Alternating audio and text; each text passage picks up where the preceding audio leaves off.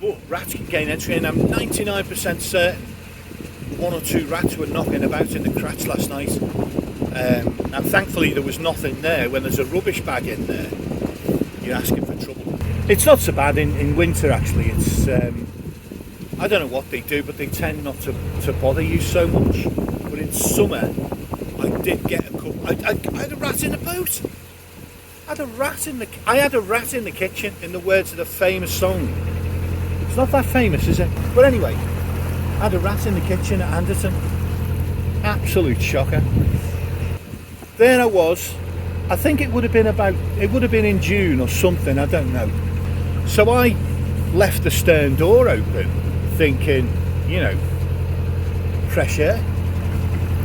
And there I am, working away, editing videos or watching YouTube, but it won't be anything educational or useful. I won't have been doing that. And I see, you see a movement out of the corner of your eye, and I looked, and there's a bloody rat sitting on the floor, standing on the floor. I don't know what it was doing with its legs, to be fair. It was a momentary thing. So I sort of squealed like a 10-year-old girl, literally squealed and started, and the thing scarpered. But what it did, it ran into the bathroom. Was this the first one? The first one scarpered out of the boat, I think. But I didn't know. I shut the door then, but there was a second one in the boat. But the first one scarpered, ran out, and with me pretending that I was, brave enough to chase it and get it, all that. Which I don't know what I would have done if I'd caught up with it, because it probably would have been too fast and agile for me to, damage it in any way. But anyway, thankfully that didn't happen.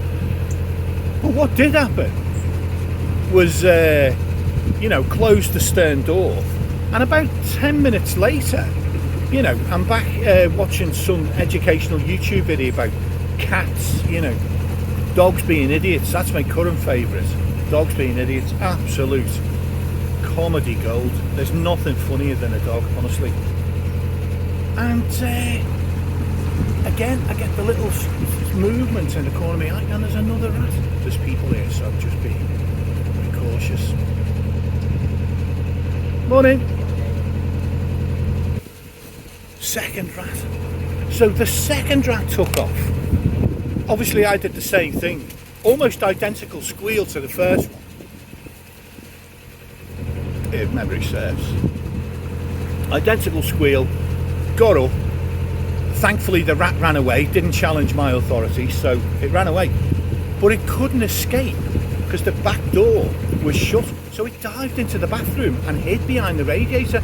So at first I had some stuff in there at the time, and it could have been anywhere. So I thought, how do I what kind of weapon, what is that I can do to get at this rat? Because the gap between, it was almost inaccessible. Because with a weapon you need a good swing. And these things, they will attack, they will bite if they're cornered, and rightfully so, to be fair. If some bloody overweight clown is coming at you with a deadly weapon, any right-thinking rat is going to object in the strongest possible terms, so they will have a go. You see them having a go at dogs occasionally when they know they're cornered and they can't get away. They'll leap at the dog and try and get a bite in, try and intimidate, see what happens. They'll have a go. Thankfully the rat didn't do that. Dived into the bathroom. Took me about, anyway, I couldn't work out what to do. I was thinking, how do I do it? So I thought, I'll open the back door and I'll try and scare it out. That was what passes for thinking, because I was in a bit of a panic, I must admit. Because you're thinking, well, first of all, are there any more? Is there a third rat? Is there a third rat on the boat? What did I do? I dropped something behind the radiator, poked something. Anyway, the rat ran out past me, really quick, I must admit, disturbingly fast on its feet, the little blighter, and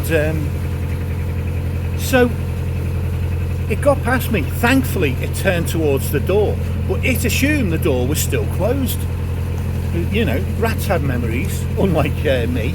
Rats have memories, so it knew the door was closed. So this time it jumped into the space at the end of the bed where I keep the bike. So in there at the moment there's a clothes basket for laundry, the unspeakable dirty laundry that I never really even want to touch or think about, certainly don't want to discuss. But that's in there. And there was some tools, there was different stuff. So there was this mountain of stuff and a rat in there somewhere. So then we had another sort of game of hide and seek. And somehow I managed to frighten the rat into making a bolt for it. And it got out and, you know, escaped. So nobody was killed. I was ready though. I mean, I was, you know... Well, I wasn't ready because I don't think... I must have had a weapon. I wouldn't do that. I'm not brave enough to tackle a rat without some form of weapon. So I don't know what, I must have had something that I imagined would be able to deal with a rat. Thankfully it never came to a direct conflict. The rat scarpered. By this time the door was, there were droppings by the door, so the rat knew its way out. While I was sort of recovering from the first rat and the stress, the second rat must have tried to escape. And it was hanging around the door long enough. There was droppings by the door.